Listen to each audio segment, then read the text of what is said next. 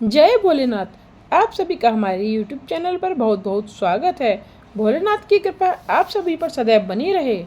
आज स्मरण कीजिए श्री शिव महापुराण के नवम अध्याय का। आज की कथा में हम विशेष रूप से वशिष्ठ मुनि के उपदेश, शिव के पास सप्तऋषियों का आगमन, लगन पत्री भेजना, मंडप रचना, शिव जी के देवों को निमंत्रण, वर यात्रा, मंडप का वर्णन, शिव की अनुपम लीला और शिव के स्वरूप के दर्शन की कथा का श्रवण करेंगे। अगर आपको आज की कथा समझ में ना आए तो आप मेरे चैनल पर जाकर इससे पहले की कथा का श्रवण कीजिए, जिससे आपको आज की कथा आसानी से समझ में आएगी। मुनि बोले, शैलराज, भगवान शंकर जगत के पिता हैं और पार्वती जी जगत की जननी है, और तुम श्री पार्वती जी का विवाह भगवान शंकर के साथ करके अपने जन्म को सफल करो। ऋषियों के वचन सुनकर हिमाचल बोला, ऋषिगण, आप लोग सत्य कह रहे हो, किंतु अभी अभी वैष्णव ब्राह्मण ने आकर मुझे शिव के दोष बताकर शिव के साथ पार्वती के विवाह को नहीं कर दी है, जिससे पार्वती की माता कोप भवन में चली गई हैं।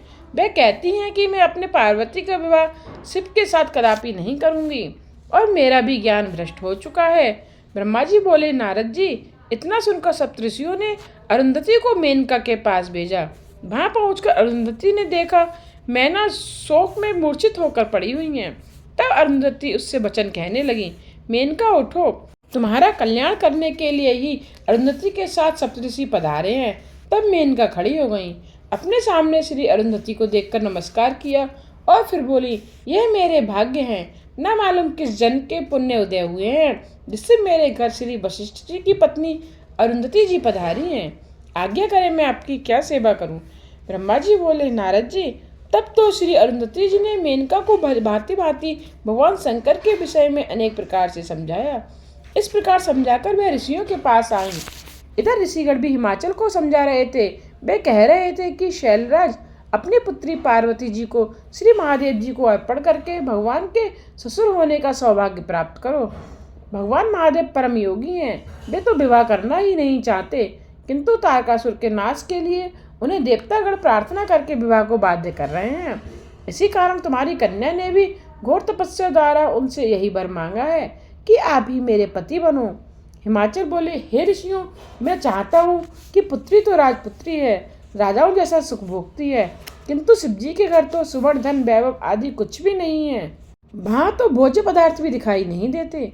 यह कन्या वहाँ जाकर क्या खाएगी, क्या सुख भोगेगी? अब आप ही बातों पर विचार करें। वशिष्ठ जी कहने लगे, शैलराज, तुम शिव स्वरूप को जानते ही नहीं। उनका धनपति कुबेर सेवक है। उनके यहाँ धन की कौन सी कमी है? जो सारे संसार की उत्पत्ति, पालन तथा संहार करते हैं, उन्हें भोजन का क्या दुख है? ब्रह्मा विष्णु तो उनके अंग हैं। उन्होंने मुख से सरस्वती, वृक्ष स्थल से लक्ष्मी एवं अपने तेज से शिवा प्रकट किए हैं। भला उन्हें एक दुख कैसे हो सकता है? तुम्हारी कन्या तो कल्प कल्प में उनकी पत्नी होती रही है एवं होती रहेगी। अपनी कन्या सदाशिव को अर्पण कर दो। तुम्हारी कन्या के तप करते समय देवताओं की प्रार्थना करने से सदाशिव तुम्हारी कन्या के समीप पहुँचे और उसे वर दिया। तुम्हारी कन्या के ही कथन से शिवजी तुमसे कन्या मांगने के लिए तुम्हारे घर पधारे और सदाशिव को प्रसन्न होकर उस समय तुमने कन्या देने के लिए वचन दे दिया। अब उन वचनों से हट रहे हो तो यह उचित नहीं है। यदि प्रेम से तुमने उनको कन्यादान ना किया तो भगवान शंकर बलपूर्वक ही तुम्हारी कन्या से विवाह कर लेंगे।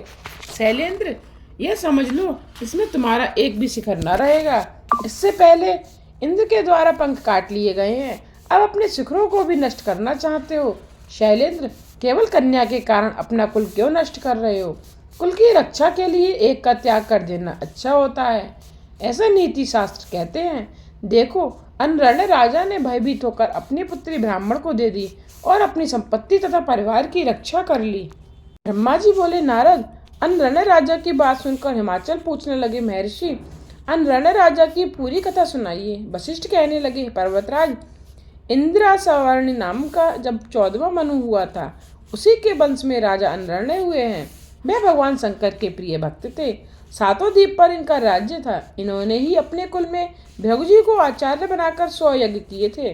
इनकी 5 रानियां थीं, 100 पुत्र तथा लक्ष्मी के समान परम सुंदरी पद्मा नाम की एक कन्या थी। यह कन्या राजा तथा रानियों को बहुत प्यारी थी। राजा बड़े उदारात्मा थे। एक बार सब देवताओं ने कहा, आप इंद्र के समान सिंहासन पर बैठकर स्वर्ग पर राज्य करो। किंतु इन्होंने स्वीकार न किया।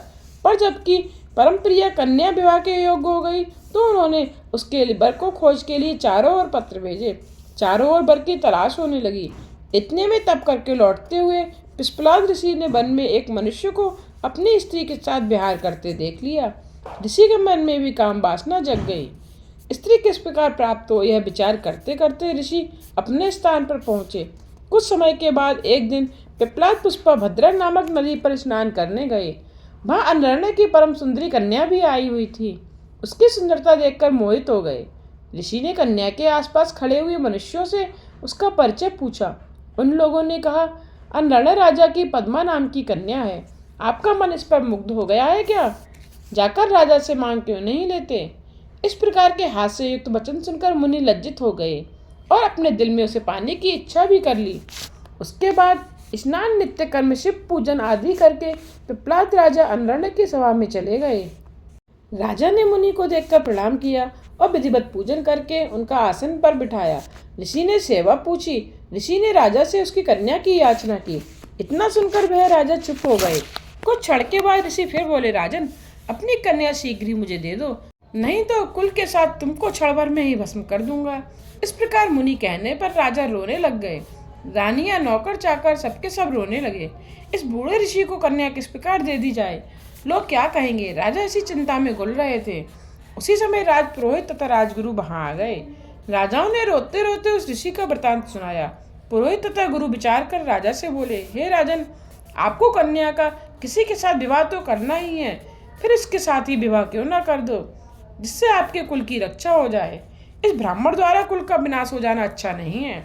इस प्रकार पुरोहित एवं गुरु के वचन सुनकर बुद्धिमान राजा ने अपनी कुल की रक्षा के लिए अपनी कन्या को वस्त्र आभूषण से अलंकृत करके मुनि को अर्पण कर दी। मुनि ने भी विधि पूर्वक पद्मा के साथ विवाह करके अत्यंत प्रसन्न होकर राजा से विदा होकर अपने स्थान को गए। इस शोक में राजा राजपाट छोड़कर वन में चले गए और रानी भी वन में चली गई। पति तथा कन्या का स्मरण करके रानी की मृत्यु हो गई। इधर घर में भी सारा परिवार नौकर चाकर राजा के बिना दुखित हुए। राजा अनरण्य ने वन में जाकर तप करके भगवान शंकर को प्रसन्न किया और शिवलोक को प्राप्त हुए। अनरण्य राजा बड़े पुत्र कीर्तिमान राज्य करने लगे। वशिष्ठ जी ने कहा, हिमाचल राज।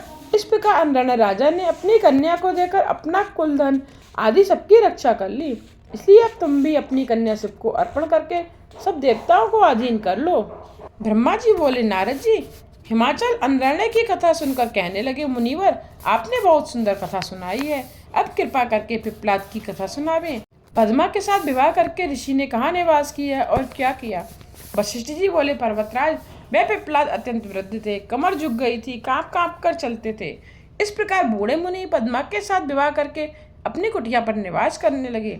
वह पद्मा साक्षात लक्ष्मी थी।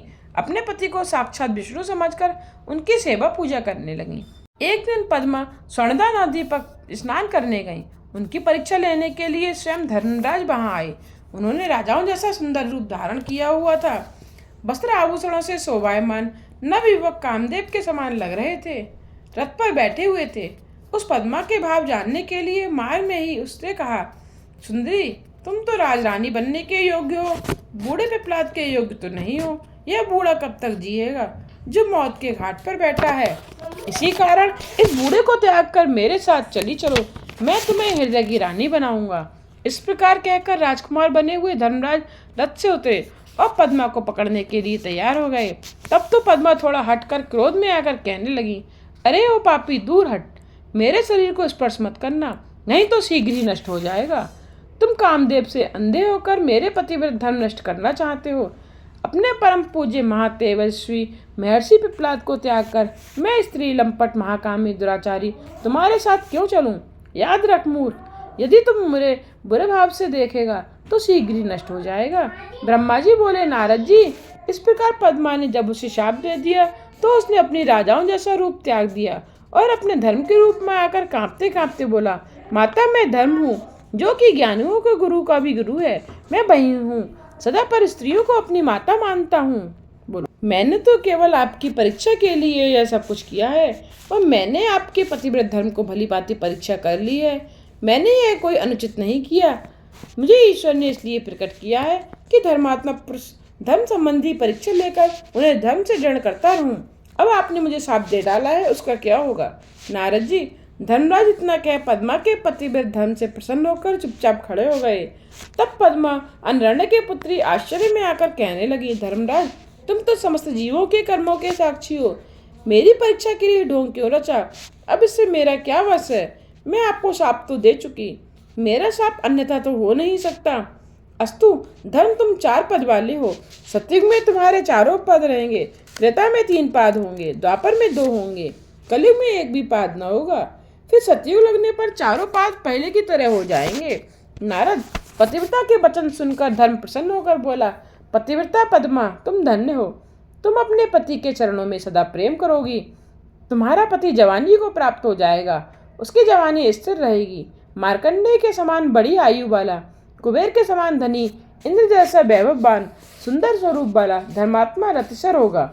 अपने पति द्वारा 10 पुत्र होंगे, वे भी गुणवान एवं दीर्घ आयु होंगे। वशिष्ठ जी बोले, इस प्रकार धर्म से वर पाकर पद्मा प्रसन्न होती हुई अपने घर आईं और धर्म भी पद्मा की प्रशंसा करते करते अपने धाम को चले गए। घर में पहुंचकर धर्म के दिए वर के अनुसार अपने पति को पद्मा जवान हुआ देखकर प्रसन्न हुई और उसके साथ सुख विलास में मान हो गई। कुछ समय के बीत जाने पर पति द्वारा उसे अधिक गुण संपन्न 10 पुत्र हुए। पर्वतराज, इस प्रकार वे दोनों स्त्री पुरुष अत्यंत सुखी हो गए। इनको सुनकर हिमाचल अपनी पत्नी से बोले, हे देवी, अब तुम देर ना करो, पुत्री पार्वती शिव जी को अर्पण कर दो। ब्रह्मा जी बोले, नारद जी, इस प्रकार हिमाचल को कथा सुनाकर वशिष्ठ जी चुप हो गए। तब हिमाचल बोले, ऋषिगणों, अब मेरा संयम मिट गया है। मेरी धन संपत्ति, स्त्री कुल, कुलत्र कन्या एवं मेरा शरीर भी भगवान शंकर के अर्पण है। मैं अपनी पुत्री पार्वती को वस्त्राभूषण से अलंकृत करके भगवान शंकर को देने के लिए तैयार हूँ। मेरा संकल्प दृढ़ हो गया है। यह सुनकर सप्तऋषि कहने लगे, पर्वतराज धन्य हो। हम तो यही कहेंगे कि भगवान शंकर भिखारी हैं और आप दाता हो, उन्हें अपनी पार्वती रूपी भिक्षा अवश्य दें। यह कहकर श्री पार्वती जी के मस्तक पर हाथ फेरती हुई बोली, पुत्री, तुम्हारा मंगल हो। यह कहकर पुष्पफल आदि देकर आशीर्वाद देने लगे। इधर अरुंधति जी ने भगवान शंकर के गुणों से मैना को मोहित करके लोक रीति के अनुसार हल्दी रोली आदि से पत्थर पूजन मार्जन आदि कराकर 4 दिन के बाद लग्न भी धरा दी। उसके बाद अत्यंत आनंद के साथ 7 ऋषि अरुंधति के साथ भगवान शंकर के पास चले गए। उसके पास पहुंचकर शुभ वृत्तांत सुनाया और कहा कि हमने हिमालय को धर्म शास्त्रों के वचन सुनाकर समझा दिया है। वह अपनी पुत्री को आपको समर्पण कर रहा है, आप विवाह की तैयारी कीजिए। ब्रह्मा जी बोले, नारद जी, उसके बाद हिमालय ने अपने सगे संबंधियों को बुलाकर प्रसन्नता पूर्वक अपने पुरोहित श्री गर्ग जी से लगन पत्र लिखवाया। पूजन करके अनेकों सामग्री के साथ भगवान शंकर के पास भिजवा दिया।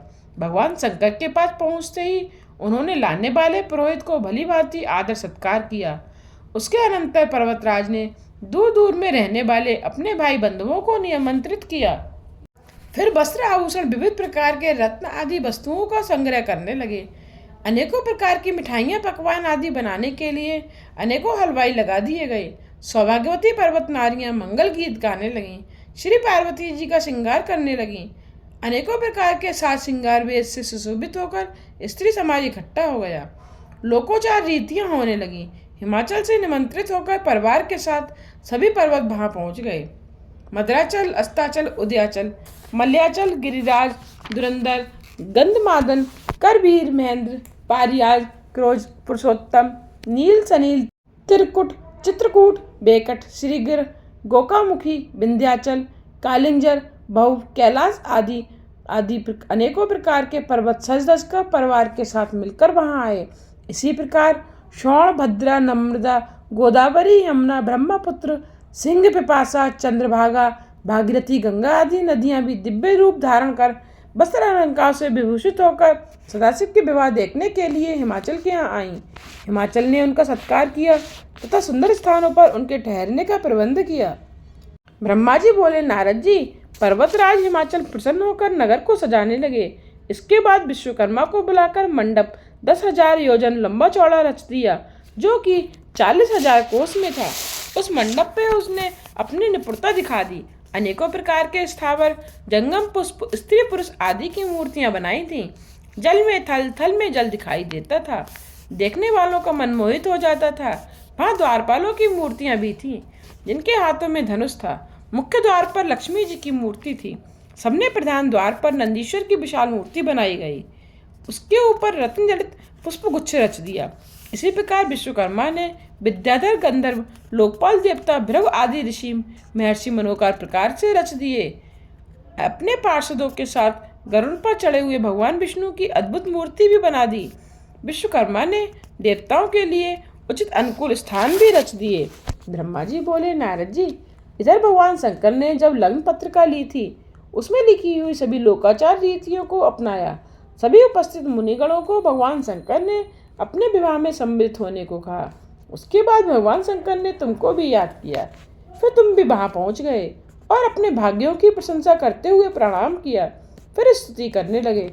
तब प्रसन्न होकर शिव बोले, ऋषि श्रेष्ठ, तुम्हारे कहने से पार्वती जी ने उग्र तपस्या की थी, जिसके फलस्वरूप प्रसन्न होकर मैं उसे पति होने का वर दे चुका हूँ। अब विवाह के लिए वहां से लग्न पत्रिका भी आ चुकी है। आज से 7वें दिन श्री पार्वती जी के साथ लोको रीति के अनुसार मेरा शुभ विवाह होगा।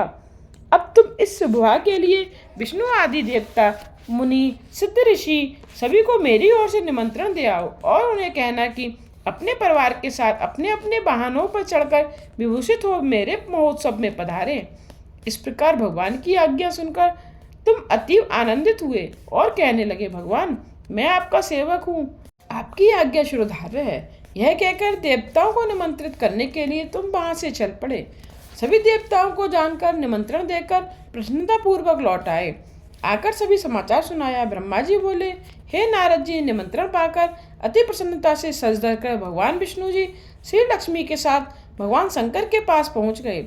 वहां शंकर को प्रणाम करके उनकी आज्ञा से अपने स्थान पर बैठ गए। इसी प्रकार सब देवता, लोकपाल, इंद्र आदि अपने गण तथा परिवार के साथ वस्त्र आभूषणों से शोभायमान होकर वहां पहुंच गए। सिद्ध, चारण, गंधर्व, ऋषि मुनि सब निमंत्रित होकर कैलाश पहुंच गए। अप्सराएं नाचने लगीं, देव नारियां गाने लगीं। लोकचार रीतियां कह भगवान शंकर की आज्ञा से विष्णु आदि सभी देवता बरयात्रा ले जाने की तैयारी करने लगे। 7 माताओं ने शिव का श्रृंगार किया। मस्तक पर तीसरा नेत्र मुकुट बन गया। चंद्रकला का तिलक लगाया गया। कंठ के सर्पों ने अपने फन दोनों ओर ऊंचे कर दिए और वे सुंदर कुंडल हो गए। इसी प्रकार सब अंगों में सांप लिपट गए, वे आभूषण बन गए। सारे अंगों पर चिता की भस्म रमा दी गई, वह चमक उठी। वस्त्र के स्थान पर सिंह तथा गज चर्म शोभायमान हो गया। इस प्रकार के श्रृंगार से सुशोभित होकर भगवान शंकर दूल्हा बने। विष्णु जी कहने लगे, हे शंकर जी, आप अपना गृह शुद्ध की विधि के अनुसार करें। मंडप स्थापन नंदी मुखी श्राद्धादि कुल रीति से करते चलें। इसमें आपका यश होगा और लोग भी इसी प्रकार करने लग जाएंगे। ब्रह्मा जी बोले, नारद जी, यह सुनकर महादेव जी ने स्वीकार करके कश्यप, अत्रि, वशिष्ठ, गौतम, गुरु, कर्म, बृहस्पति, शक्ति, जमदाग्नि, पाराशर, मार्कंडे, अगस्त्य, च्यवन गर्ग, शिलापाक, अरुणपाल, अक्रत, श्रम, दधीचि, उपमन्यु, भारद्वाज, अक्रत ब्रह्मा, पिप्लाद, कौशिक, कौत्स इत्यादि ऋषि मुनियों को शिष्यों के साथ बुलाकर सभी लोग रीतियां कराने की आज्ञा दे दी। तब तो सबने मिलकर भगवान शंकर की रक्षा विधान करके ऋग्वेद यजुर्वेद द्वारा स्वस्थ वाचन किया। फिर विघ्न निवारणार्थ गृह पूजन मंडप में वैदिक विधि के अनुसार सभी मंगल कार्य करा दिए। इन सबके हो जाने पर श्री महादेव जी ने ब्राह्मणों को नमस्कार की तथा उनकी आज्ञा पाकर अपनी बारात सजाकर प्रस्थान किया। ब्रह्मा जी बोले, नारद जी, उस समय श्री महादेव जी ने नंदीश्वर आदि गणों को चलने के लिए आज्ञा दी और कई एक गण रक्षा के लिए वहां ठहरा दिए। उसी समय गणों का स्वामी शंख कण करोड़ों गण साथ लिए चला। नंदी, क्षेत्रपाल, भैरव आदि गणों ने भी असंख्यों गण साथ ले लिए, जो हजारों वाले मुकुटमाला, जटा चंद्र रेखा वाले नीलकंठ, त्रिनेत्रधारी रुद्राक्ष पहने हुए, भस्म रमाए कुंडल, कड़ों में सुशोभित, ब्रह्मा, विष्णु, इंद्र के अणिमा आदि सिद्धियों से युक्त करोड़ों सूर्यों के समान तेजस्वी आकाश, पृथ्वी, पाताल आदि सब जगह विचरने वाले ये संपूर्ण गण भगवान शंकर के विवाह उत्सव में चले। ब्रह्मा जी बोले, नारद जी, इस प्रकार बारात के तैयार हो जाने पर भगवान शंकर सर्पों के आभूषणों से भूषित होकर बैल पर सवार होकर हिमाचल के नगर की ओर चल पड़े। उसके बाद चंडी सदाशिव की बहन बनकर सिर पर सोने का कलसा रखकर परिवार के साथ वहां पहुंच गई। वहां भी अनेकों विलक्षण चरित्र करती हुई सब गणों के आगे आगे होकर चली। उस समय डमरू, शंख, सींग, अनेकों नगाड़े आदि बाजे बजने लगे। सब देवताओं के मध्य में विष्णु चल रहे थे। सिर पर छत्र था, चमर डुलाए जा रहे थे। ब्रह्मा जी बोले, मैं भी वेद, शास्त्र, पुराण, आगम आदि के साथ सनकादिक सिद्ध तथा प्रजापतियों के साथ साथ चल रहा था। ब्रह्मा जी बोले, नारद, तुम भी उस बारात में जा रहे थे। भगवान शंकर ने श्री विष्णु से सलाह करके सबसे पहले तुमको हिमाचल के पास भेजा। वहां पहुंचकर तुमने विश्वकर्मा के बनाए हुए मंडप को देखा तो आश्चर्य करने लगे। वहां रत्न जटित सोने के लाखों कलश थे। बड़े बड़े केलों के खंभों से सज रहा था। भगवान शंकर के चित्र को देखकर, उन्हें साक्षात समझकर तुम हिमाचल से बोले, पर्वतराज, क्या देवता और महर्षियों के साथ विवाह के लिए भगवान शंकर आ गए? हिमाचल ने कहा, नारद, वे तो अभी नहीं आए हैं, तुमको भ्रम हो गया है। मेरी ओर से मैनाक आदि मेरे पुत्रों को साथ लेकर आप वहां जाएं, उन्हें बारात के साथ आदरपूर्वक यहाँ ले आओ। ब्रह्मा जी बोले, तब तुम मैनाक आदि हिमाचल के पुत्रों को साथ लेकर सदाशिव के पास आए। तब मैं और विष्णु आदि देवता तुम्हें घेर कर पूछने लगे, नारद जी, वहाँ क्या समाचार है? अपनी पुत्री श्री पार्वती जी का विवाह भगवान शंकर के साथ हिमाचल करना चाहता है कि नहीं? यह प्रश्न सुनकर मुझे तथा विष्णु एवं इंद्र को एकांत में ले जाकर तुमने कहा कि हे देवताओं, हिमाचल ने एक ऐसा मंडप बनवाया है जिसमें तुम सब देवताओं के जीते जागते चित्र लगे हुए हैं। मैं तो उन्हें देखकर अपनी शुद्ध बुद्धि खो बैठा था। इससे मालूम होता है कि वे आप लोगों को मोहित करने के विचार में हैं। उतना सुनते ही इंद्र बहुत डर गया। बोला, हे लक्ष्मी के स्वामी, त्वष्टा के पुत्र को मार दिया था, उसी का बदला लेने के लिए मेरे सिर पर विपत्ति ना आ जाए, मैं ना मारा जाऊं, मैं तो संदेह में पड़ गया हूँ। तब विष्णु ने इंद्र से कहा, हे इंद्र, मालूम होता है कि अवश्य ही वह हिमाचल मूल हमसे बदला लेना चाहता है, क्योंकि तुमने पहले मेरी आज्ञा से पर्वतों के पंख काट डाले थे। यही बात उनको स्मरण है, इसलिए वह हमें जीतना चाहता है, परंतु हमें डरना नहीं चाहिए। हमारे तो भगवान शंकर हैं, फिर किस बात का डर? ब्रह्मा जी बोले, नारद, इस प्रकार की गुप्त बातें करते हुए, उन देवताओं से लौकिक गति दिखाते हुए भगवान शंकर बोले, देवताओं, क्या बात है, स्पष्ट कह दो। हिमाचल अपनी पुत्री का विवाह मेरे साथ करेगा या नहीं?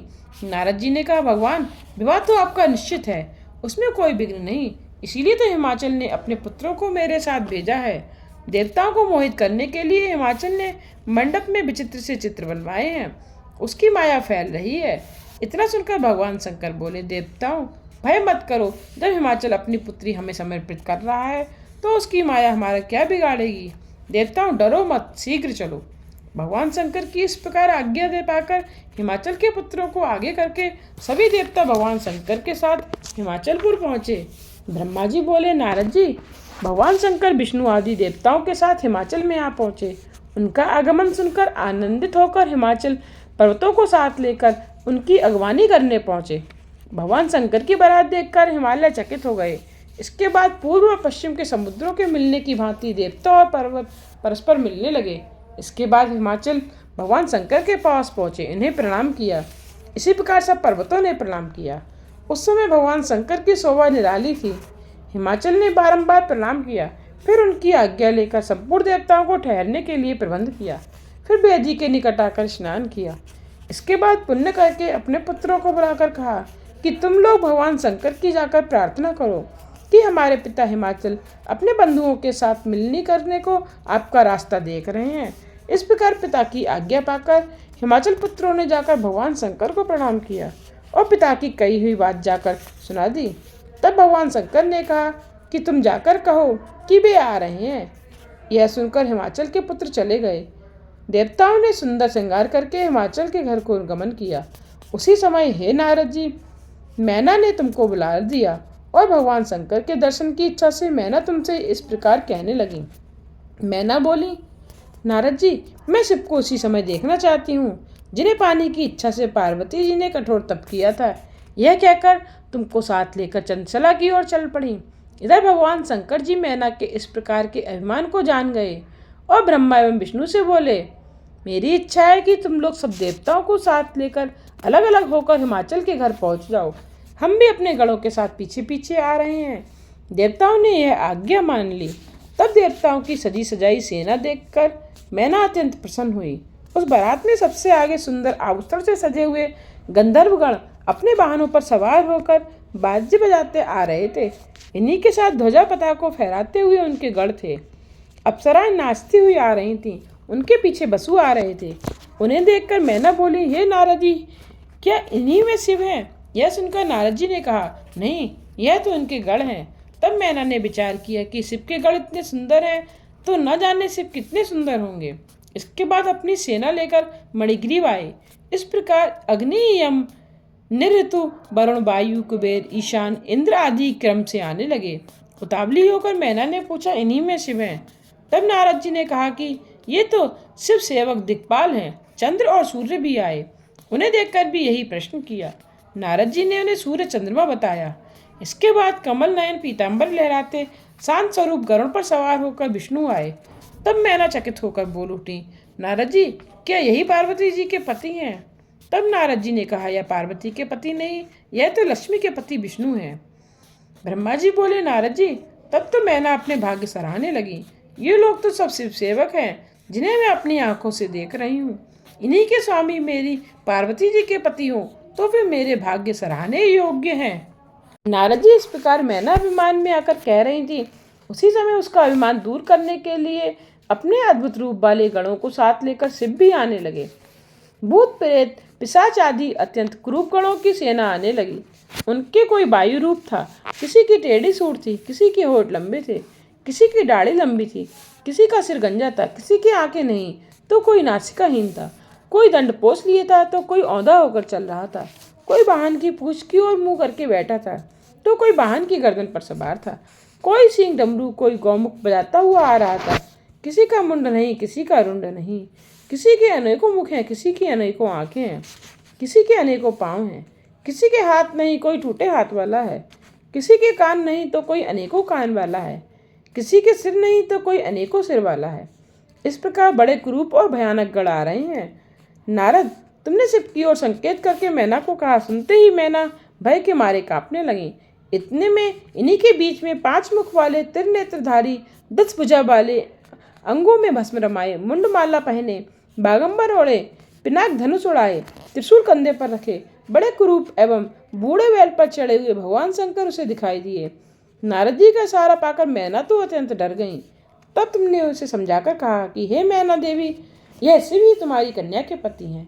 ब्रह्मा जी बोले, हे नारद जी, तुम्हारा वचन सुनते ही तेज वायु के झकोरे लगने टूटी लता के समान मैना दुख से कांपकर पृथ्वी पर धड़ाम से गिर पड़ी और मूर्छित हो गई। ब्रह्मा जी बोले, नारद जी, यह देखकर दासियां भागकर वहां आईं और अनेक प्रकार के उपचार करके मैना की मूर्छा दूर की। मूर्छा से जागकर मैना रोने लगी। फिर तो अपने पुत्र, पुत्री, नारद, सप्तऋषि आदि की निंदा करते हुए बोली, नारद, तूने तो मेरा सत्यानाश किया, मेरी पार्वती को शिव का पति बनाने के लिए उकसाया, जिसके कारण इस समय हमें अत्यंत दुखमय फल प्राप्त हुआ। हे विधाता, मैं क्या करूं? कौन मुझे इस अपार दुख से छुड़ाएगा? अब मैं किसी को मुंह दिखाने की भी नहीं रही। लोग ही मुझे क्या कहेंगे? किसको कन्या दे डाली?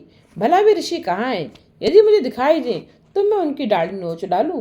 ब्रह्मा जी बोले, नारद जी, इस प्रकार हाय हाय करती मैना सीधी पार्वती के पास पहुंचकर उनको खरी खोटी सुनाने लगी। मैना बोली, पार्वती, तूने बड़ी भारी मूर्खता कर डाली। सूर्य, चंद्रमा, विष्णु, इंद्र आदि सुंदर देवताओं को छोड़कर नारद की बातों में आकर एक महाकुरूप शिव के पीछे कठोर तप करके तू मरती रही।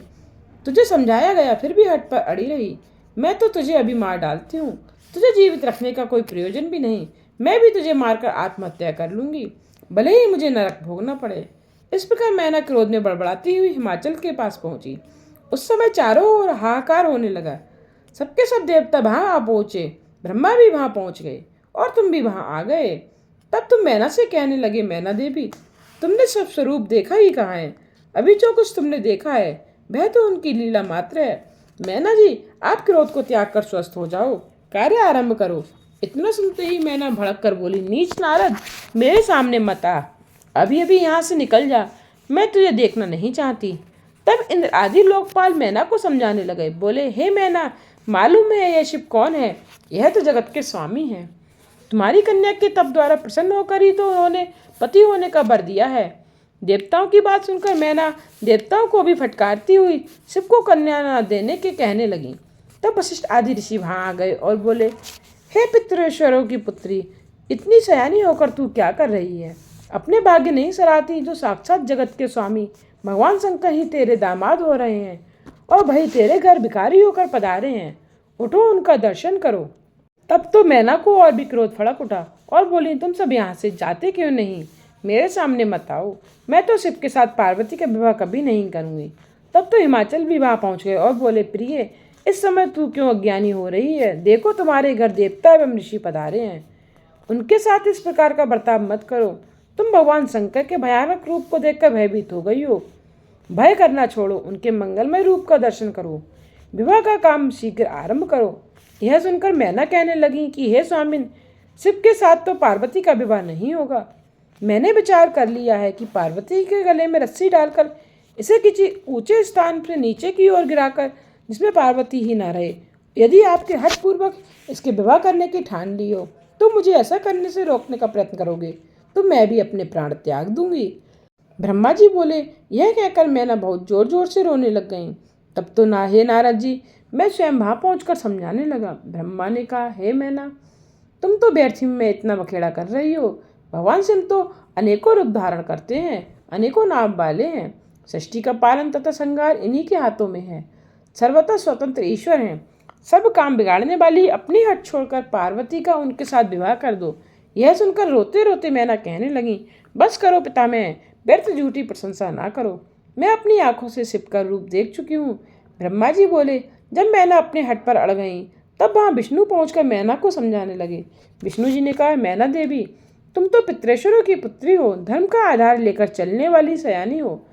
इस प्रकार हट करना तुम्हें उचित नहीं। शिव का अभी तुमने देखा ही क्या है? वे तो निर्गुण भी हैं, सगुण भी, सुंदर भी हैं, सभी उनका पूजन करते हैं। वे ही सज्जनों की गति हैं। मूल प्रकृति ईश्वर एवं पुरुषोत्तम को प्रथम इन्होंने ही रचा है। इन्हीं से ही मैं तथा ब्रह्मा उत्पन्न हुए हैं। उसके बाद सारे लोगों के हित के लिए अपनी इच्छा से भगवान रुद्र ने अवतार धारण किया है। उन्हें तो विवाह से क्या प्रयोजन, केवल पार्वती के तप से प्रसन्न होकर तेरे द्वार पर पधारे हैं।